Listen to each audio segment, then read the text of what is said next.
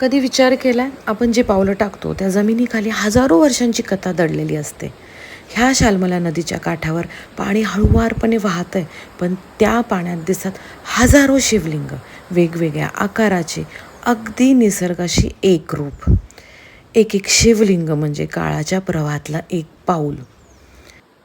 असं म्हणतात 16व्या शतकात सम्राट सदाशिवरायांनी ही लिंग कोरवली आहेत प्रजेच्या भल्यासाठी, कल्याणासाठी. ही फक्त जागाच नाही तर ती एक अनुभव आहे, एक आध्यात्मिक प्रवास, नदीच्या प्रत्येक थेंबासोबत वाहणारी शिवकथा. नदीच्या प्रवाहात लपलेलं 1000 लिंगाची कहाणी.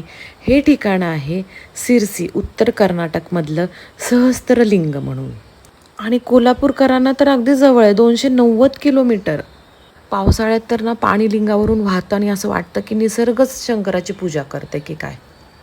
इथे आलं की शांतता, अध्यात्म आणि निसर्ग तिन्हीचा अनुभव आपल्याला घेता येतो. हा व्हिडिओ कसा वाटला नक्की कमेंटमध्ये सांगा.